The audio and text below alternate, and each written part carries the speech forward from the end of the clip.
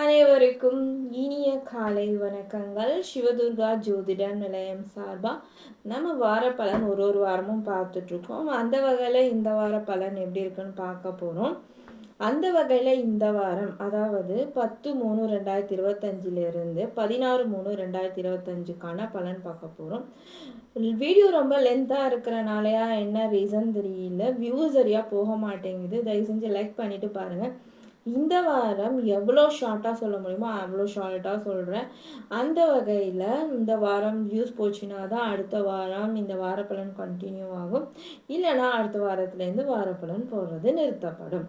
சரி, இந்த வாரம் எப்படி இருக்க போகுதுன்னு நம்ம ஒரு ராசியாக பார்த்துடலாம்.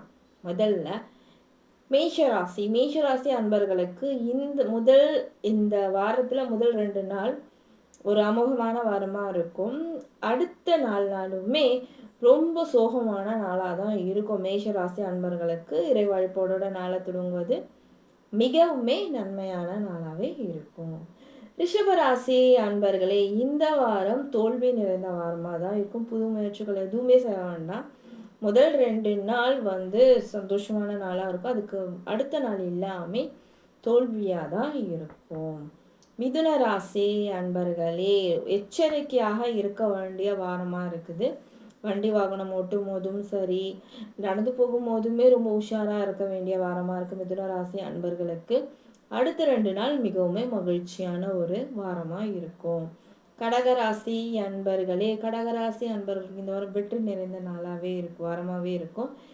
இதில் முதல் 4 நாள் ரொம்பவே வெற்றி நிறைந்த நாளாக இருக்கும். அடுத்த 2 நாள் சோகமான வாரமாக இருக்கும் கடகராசி அன்பர்களுக்கு.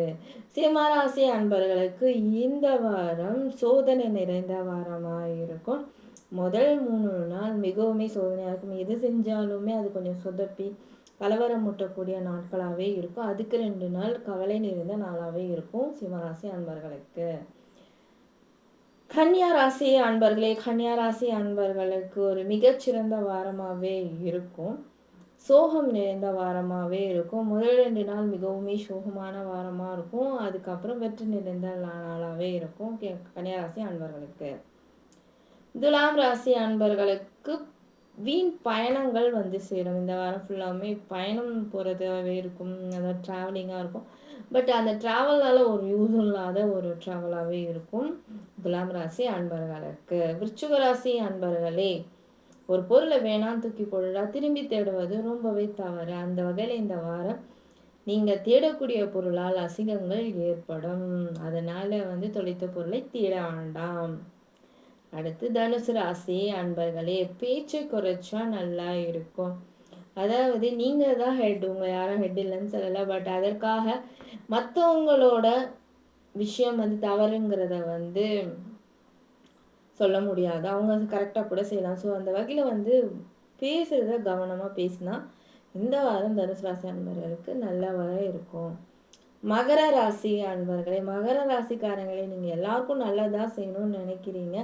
எல்லாருக்குமே நல்லதாகவே நடக்கும். இருந்தாலும் நீங்கள் ஓவராக கேர் பண்ணுறேன்னு மற்றவங்களை ரொம்ப கஷ்டப்படுத்தாமல் இருப்பது நன்மையை தரும் மகர ராசி அன்பர்களுக்கு.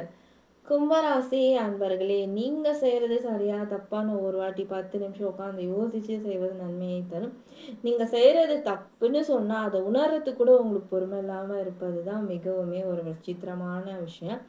இது கும்பராசி அன்பர்கள் நிறையவே உணர்ந்திருப்பாங்க. ஒரு விஷயம் யாரோ சொல்லி செய்யாமல் இருந்திருப்பாங்க.